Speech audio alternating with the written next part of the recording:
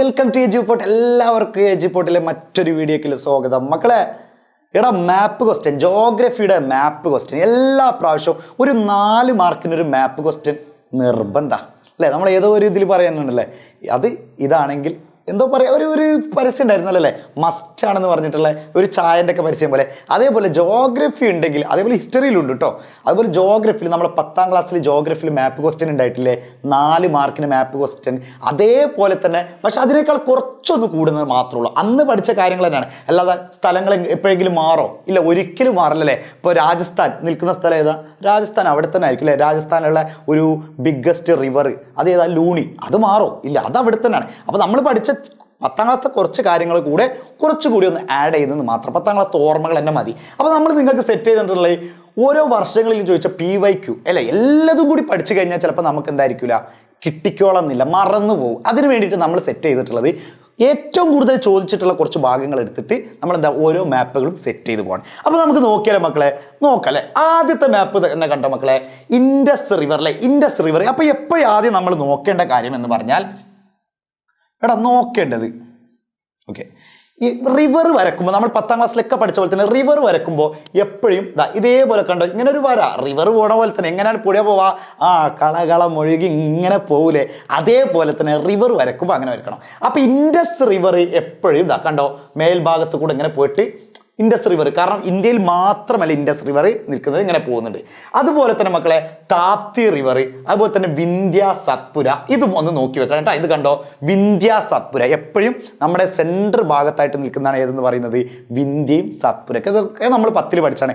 അപ്പോൾ അത് നമ്മൾ എന്ത് ചെയ്യണം, നോക്കി വെക്കണം. അതുപോലെ തന്നെ താപ്തി റിവർ എക്സാമിന് എപ്പോഴും ചോദിക്കുന്ന ഒരു റിവറാണ്. അപ്പോൾ ഒരു എക്സാമിന് എപ്പോഴും ചോദിക്കാന്ന് പറഞ്ഞാൽ ഒരു റിവർ ഉണ്ടായിരിക്കും, ഒരു മൗണ്ടെയിൻ ഉണ്ടായിരിക്കും, അതുപോലെ തന്നെ ഡെസേർട്ട് ഉണ്ടായിരിക്കും, അല്ലെങ്കിൽ ക്യാപിറ്റൽസ് ഉണ്ടാവും, ഈ സ്റ്റേറ്റിൻ്റെ ക്യാപിറ്റൽസ് ഉണ്ടാവും, എന്ന് വെച്ചാൽ തലസ്ഥാനങ്ങൾ ഉണ്ടാവും. ഇങ്ങനെയായിരിക്കും ചോദിക്കുക. അപ്പോൾ എല്ലാ ക്യാപിറ്റലും നമ്മൾ പഠിച്ചേക്കണോ? വേണ്ട, നമ്മൾ എല്ലാ ക്യാപിറ്റലും പഠിച്ചേക്കണം. ഒരു ഇമ്പോർട്ടൻ്റ് ആയിട്ടുള്ള കുറച്ച് ഭാഗങ്ങളുണ്ട്, അതാണ് നമ്മൾ നോക്കുന്നത്. നമ്മൾ എല്ലാ ക്യാപിറ്റലും പഠിച്ചു വെച്ച് കഴിഞ്ഞാൽ അല്ലേ, ഒരുപാട് പഠിക്കാനുണ്ടാവും. അപ്പോൾ അത് നോക്കി വെക്കണം.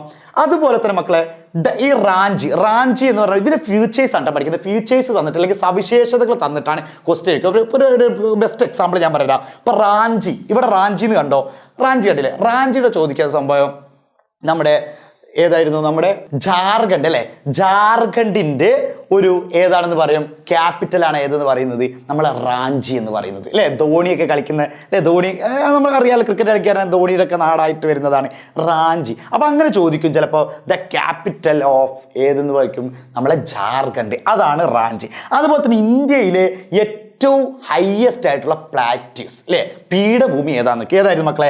ഡെക്കാൻ പീഠഭൂമി നമ്മൾ പഠിച്ചല്ലടാ. പിന്നെ അതുപോലെ തന്നെ ദക്ഷിണേന്ത്യയിലെ, തെക്കേ ഇന്ത്യയിലെ ഏറ്റവും വലിയ കൊടുമുടി പീക്ക് ഏതാണെന്ന് ചോദിക്കും, ആനമുടി. അതുപോലെ തന്നെ നമ്മളെ തമിഴ്നാട്ടിൻ്റെ സമുദ്ര തീരം ഏതായിരുന്നു? കോറമാൻഡലാണ്. അതുപോലെ തന്നെ ദക്ഷിണ ഗംഗ എന്നറിയപ്പെടുന്നത് ഗോദാവരി റിവറാണ്. അതൊക്കെ എന്ത് ചെയ്യണം, ഒന്ന് നോക്കിപ്പോണം അതൊക്കെ. അപ്പോൾ ഇങ്ങനെയൊക്കെയാണ് എക്സാമിന് ചോദിക്കട്ടെ, അല്ലാതെ നേരിട്ട് ഗോദാവരി റിവർ, ചിലപ്പോൾ നിങ്ങളുടെ ഭാഗ്യം ഉണ്ടെങ്കിൽ അങ്ങനെ ചോദിക്കും, ഗോദാവരി റിവർ. അപ്പോൾ നിങ്ങൾ നോക്കി വെക്കേണ്ടത് ഫ്യൂച്ചേഴ്സ്, ഓരോ റിവറിൻ്റെയും ഫ്യൂച്ചേഴ്സ് നോക്കണം, എവിടെ നിന്നാണ് അത് ഉത്ഭവിക്കുന്നത്, അതിൻ്റെ ഒറിജിൻ എവിടെ നിന്നാണ്, അങ്ങനെയാണ് നോക്കി വെക്കേണ്ടത്. അപ്പോൾ ഇതൊക്കെയാണ് ഏറ്റവും. അപ്പോൾ താപ്തി റിവർ ചോദിക്കാം, അതുപോലെ തന്നെ ഗോദാവരി റിവർ ചോദിക്കാം, അങ്ങനെ. പിന്നെ അതുപോലെ തന്നെ കാവേരി ചോദിക്കാനുണ്ട് കേട്ടോ, കാവേരി ചോദിക്കാനുണ്ട്. പിന്നെ ഡെക്കാൻ പ്ലാറ്റ്യൂസ്, ആനമുടിയൊക്കെ എപ്പോഴും ചോദിക്കാവുന്ന ഒരു ക്വസ്റ്റ്യൻ ആണ് കേട്ടോ. പിന്നെ റാഞ്ചിയും എപ്പോഴും ചോദിച്ചിട്ടുണ്ട്, ജാർഖണ്ഡിൻ്റെ ക്യാപിറ്റലാണ്. ഓക്കേടാ. അതുപോലെ തന്നെ കണ്ടോ, അടുത്തത് കണ്ടോ, സബർമതി റിവർ അല്ലേ. സബർമതി റിവർ നോക്കണം. സബർമതി റിവറൊക്കെ നമ്മൾ ഏതാണ്, അണക്കെട്ടിൻ്റെ ഒക്കെ നമ്മൾ പഠിച്ചിട്ടില്ലേ, ഓരോ അണക്കെട്ടിൻ്റെ ഒക്കെ ഇടയിലുള്ള അല്ലേ, ഗുജറാത്തിൻ്റെ രാജസ്ഥാൻ്റെ ഒക്കെ ആ ഭാഗത്താണ് സബർമതി റിവർ. അതുപോലെ തന്നെ വിന്ധ്യ സത്പുര, ഇത് എപ്പോഴും വരുന്നുണ്ട്, വിന്ധ്യ സത്പുര എപ്പോഴും വരുന്ന ഒരു ക്വസ്റ്റ്യൻ ആണ്. അതുപോലെ തന്നെ മക്കളെ ബയോസ്ഫിയർ അല്ലേ, ഇപ്രാവശ്യം ബയോസ്ഫിയർ എടുത്തൊഴിവാക്കിയോട് ചിലപ്പോൾ മാപ്പിൽ എന്തായാലും ക്വസ്റ്റ്യൻ ചോദിക്കാൻ വഴിയില്ല. എന്നാലും നമുക്ക് മനസ്സിലാക്കാൻ, നീലഗിരി കഴിഞ്ഞ വർഷങ്ങളിലൊക്കെ ഒരുപാട് ചോദിച്ചിട്ടുള്ള ഒരു ക്വസ്റ്റ്യൻ ആണ് നീലഗിരി. അപ്പോൾ അതിൽ നമ്മളെ ബയോസ്ഫിയർ അല്ലെങ്കിൽ ജൈവമണ്ഡലങ്ങളൊക്കെ എടുത്തൊഴിവാക്കിയത് കൊണ്ട് തന്നെ ഒരു പക്ഷേ ചോദിക്കാൻ പറ്റില്ല. അപ്പോൾ ഞാൻ PYക്ക് മുൻകാല വർഷത്ത് ചോദിച്ചൊരു സാധനം നീലഗിരി എപ്പോഴും എന്താണ്, കേരളത്തിൻ്റെ ഭാഗത്താണ്. അതുപോലെ തന്നെ വിശാഖപട്ടണം അല്ലേ, വിശാഖപട്ടണം എന്തായിരുന്നു, ആന്ധ്രാപ്രദേശിലെ ഒരു തുറമുഖമാണ് ഏതെന്ന് പറയുന്നത്, വിശാഖപട്ടണം എന്ന് പറയുന്നത്, അത് നോക്കണം. അതുപോലെ തന്നെ കാഞ്ചൻജംഗ അല്ലേ, കാഞ്ചൻജംഗ നോക്കണം. അതുപോലെ തന്നെ ശ്രീനഗർ, നമ്മളെ ജമ്മു കാശ്മീരിൻ്റെ ക്യാപിറ്റൽ. കാരണം ഞാൻ പറഞ്ഞില്ലേ, ഓരോ സ്റ്റേറ്റിൻ്റെയും എന്ത് ചോദിക്കാറുണ്ട്, ക്യാപിറ്റൽ ചോദിക്കാറുണ്ട്. അപ്പോൾ അതും എന്ത് ചെയ്യണം, നോക്കി വെക്കേണ്ട മറ്റൊരു കാര്യമാണ്. അതുപോലെ തന്നെ കണ്ടോ, ഹിമാലയൻ റേഞ്ചസ് റേഞ്ചസ് കണ്ട മക്കളെ, ഹിമാലയൻ പർവ്വതനിരകൾ നമ്മൾ 10ൽ പഠിച്ച കാര്യമില്ലേ? ഹിമാലയൻ റേഞ്ചസ്, സിവാലിക്, അതൊക്കെ നമ്മൾ പഠിച്ചല്ലേ? സിവാലിക് ഏറ്റവും താഴെ നിൽക്കുന്ന ഏതായിരുന്നു? സിവാലിക് അല്ലേ? സിവാലിക്. അപ്പോൾ അത് നോക്കിപ്പോണോ. പിന്നെ അതുപോലെ തന്നെ കൊൽക്കത്ത ഏതിൻ്റെ ആയിരുന്നു? പശ്ചിമ ബംഗാളിൻ്റെ ക്യാപിറ്റലാണ് ഏതെന്ന് പറയുന്നത്? കൊൽക്കത്ത. അത് നോക്കണം. അതുപോലെ തന്നെ റാൻ ഓഫ് കച്ച്, ആനമുടി, എല്ലാ പ്രാവശ്യം വരുന്ന ആനമുടി. പിന്നെ അതുപോലെ തന്നെ കാവേരി റിവർ അല്ലേ? നമ്മളെ ബ്രഹ്മഗിരി കുന്നിൻ്റെ അവിടെ നിന്നാണ് എന്ത് ഉത്ഭവിക്കുന്നത്? കാവേരി റിവർ ഉത്ഭവിക്കുന്നത്. അപ്പോൾ അതും എന്ത് ചെയ്യണം? നോക്കിപ്പോണം. അപ്പോൾ കുറച്ച് റിവറുകൾ ഇമ്പോർട്ടൻ്റ് ആണ്. അത് പറയാൻ വേണ്ടിയിട്ടാണ് നമ്മൾ ഈ വീഡിയോ ചെയ്യുന്നത്. ഏതൊക്കെയാണ് റിവർ? കുറേ റിവർ അങ്ങോട്ട് പഠിച്ചു പോയിട്ട് കാര്യമില്ല. നമ്മൾ ഇമ്പോർട്ടൻ്റ് ആയിട്ടുള്ള കുറച്ച് റിവറുകൾ, പിന്നെ അതുപോലെ തന്നെ കുറച്ച് ക്യാപിറ്റൽസ്, പിന്നെ അതുപോലെ തന്നെ റാൻ ഓഫ് കച്ച്, അതുപോലെ തന്നെ ആനമുടി, കാര്യങ്ങളൊക്കെ നോക്കണം. മറ്റൊരു PYക്ക് മറ്റൊരു പ്രാവശ്യം വന്നാണ് മൗണ്ട് കേറ്റു. മൗണ്ട് കേറ്റു എന്ന് പറഞ്ഞാൽ എന്തായിരുന്നു? ഇന്ത്യയിലെ തന്നെ ഏറ്റവും വലിയ കൊടുമുടിയാണ് ഏതെന്ന് പറയുന്നത്? മൗണ്ട് കേറ്റു. അത് എവിടെയാണ് സ്ഥിതി ചെയ്യുന്നത്? നമ്മുടെ കൊടുമുടി ആകുമ്പോൾ എപ്പോഴും എവിടെ ആയിരിക്കും? ഉയരത്തിലല്ലേ? ഉയരത്തിലാന്ന് പറഞ്ഞാൽ ജമ്മു കാശ്മീരിലാണ് ഉണ്ടാവുക. അതുപോലെ തന്നെ ഏറ്റവും ചെറിയ സ്റ്റേറ്റ്, അങ്ങനെ ഒരു ഫ്യൂച്ചർ ഉണ്ടെങ്കിൽ മാത്രമേ ചോദിക്കുള്ളൂ, സവിശേഷത ഉള്ള സ്റ്റേറ്റ് മാത്രമേ ചോദിക്കുള്ളൂ. ഗോവ ഏറ്റവും ചെറിയ സ്റ്റേറ്റ്. അതുപോലെ തന്നെ ഷില്ലോങ് അല്ലേ? ഷില്ലോങ് എന്ത് ചെയ്യണം? നോക്കിപ്പോണം. അതുപോലെ തന്നെ അതൊരു സ്റ്റേറ്റിൻ്റെ ക്യാപിറ്റലാണ് കേട്ടോ. പിന്നെ അതുപോലെ തന്നെ നീലഗിരി, എല്ലാ പ്രാവശ്യം ചോദിക്കുന്നത് ബയോസ്ഫിയർ ആണ് കേട്ടോ. നീലഗിരി അല്ലേ? ജൈവ സംരക്ഷണ ഭാഗമാണ് എന്തെന്ന് പറയുന്നത്? നീലഗിരി എന്ന് പറയുന്നത്. പിന്നെ അതുപോലെ തന്നെ കാവേരി റിവർ, ഇപ്രാവശ്യം എന്ത് ചെയ്തിട്ടുണ്ട്? കാവേരി റിവർ ചോദിച്ചിട്ടുണ്ട്. കാവേരി, ബ്രഹ്മഗിരി കുന്നിൻ, അങ്ങനെ ആയിരിക്കും അതിൻ്റെ ഫീച്ചർ വരിക. ബ്രഹ്മഗിരി കുന്നിൻ്റെ അവിടെ നിന്നും ഉത്ഭവിക്കുന്ന നദി ഏതാണ്, അല്ലെങ്കിൽ ഒറിജിൻ ഏതാണ്? ബ്രഹ്മഗിരി കുന്നിൻ്റെ ഒറിജിനാണ് അവിടെ ഏത്? കാവേരി റിവർ. അതുപോലെ തന്നെ മറ്റൊരു ഭാഗമാണ് ലൂണി.